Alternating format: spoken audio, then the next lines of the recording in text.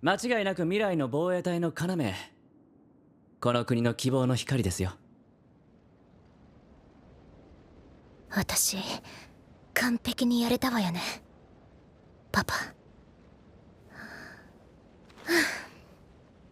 さあ、日々のカフカの4回目の吠え面でも拝んで帰ろうかしら。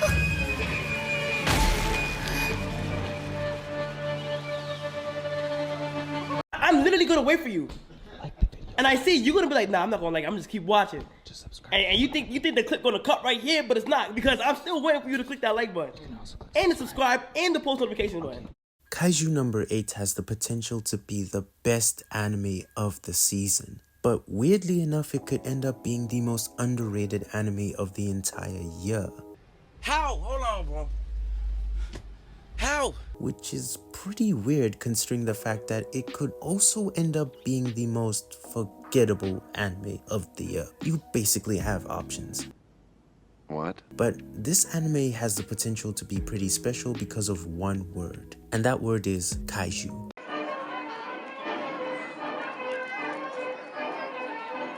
Now, if you know what the word kaiju means, it's basically monster or strange beasts. Think Godzilla, think Mothra, or, well, weirdly enough, think King Kong?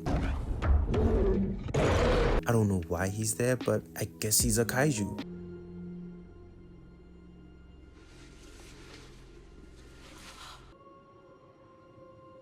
But basically, this anime has the potential to be special based on the fact that it is an anime about kaiju, but with a twist, in that it's not about us following this giant monster going around just doing what it wants, but it's more about a person who has an opportunity to turn into a kaiju. And this is where we get introduced to our MC, Kafka. Now, if I had one word to describe what Kafka is, he's basically a liar. Because when we first meet Kafka, he's working in kaiju disposal, which basically means that after the soldiers and all the heroes have fought the kaiju, his job is basically cleanup duty, but it's a nasty job.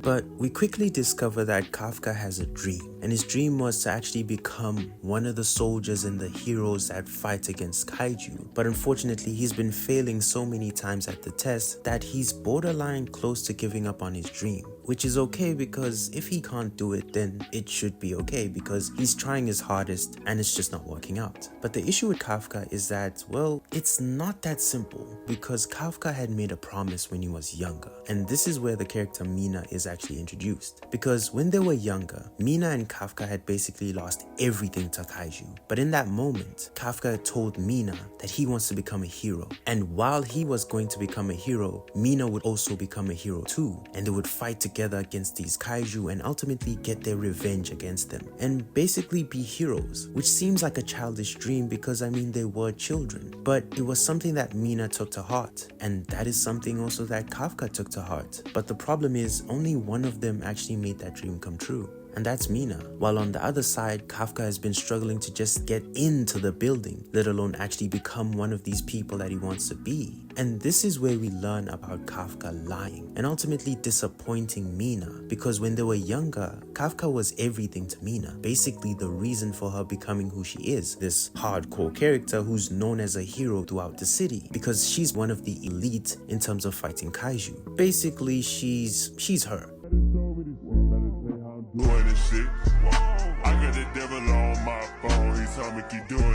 But Kafka did not meet the end of his deal because he's working in disposal instead of being a hero. And it's at that point that you realize that that's where the friction started. So after this disappointment, you could understand why Mina and Kafka drifted apart. But you start to notice within the anime that both of these characters are still thinking about each other. But on the other side, we learn something a bit sad about Kafka, in that yes, he is a liar, but he's just as ashamed as Mina would have wanted him to be, because he wants to be that hero and he wants to be able to look Mina in the face, but he's unable to do this because he actually hasn't become what he said he would be. And this is where we learn about Kafka's motivation, in that though it seems as though Mina probably thinks that he's forgotten about the agreement and that he's nothing but a liar, he's still trying his hardest to actually make that dream come true and be able to face Mina, which is pretty admirable considering that, well, technically he is a liar. You're lying!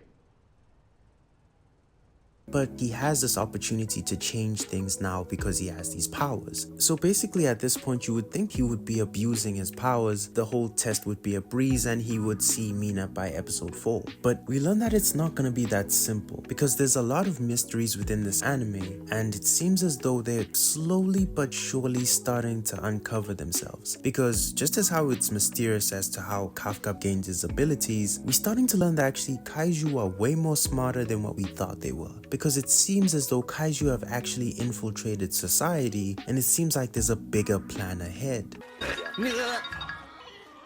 どこ行ったんだよ。休憩時間終わりだぞ。じゃねえよお前頼むぜ。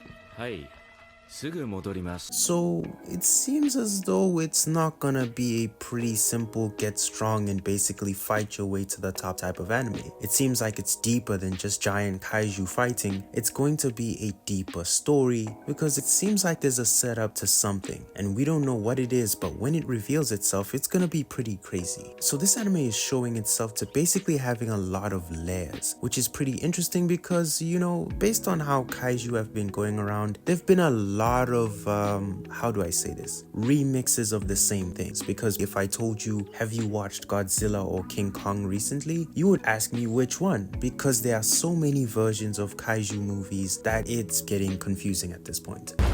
Mamamoo, I've come to bargain. You cannot do this forever. Actually, I can. This is how things are now. Mamamoo, I've come to bargain. You cannot do this forever. Actually, I can. This is how things are now. Set me free! No.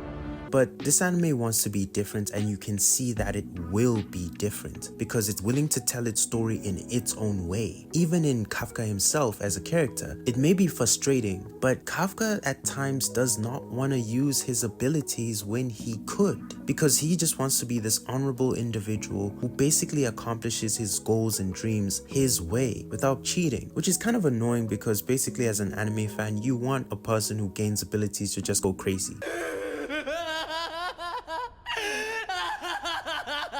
and cheat the system. But Kafka does not want to do that, which is annoying but respectable, unfortunately.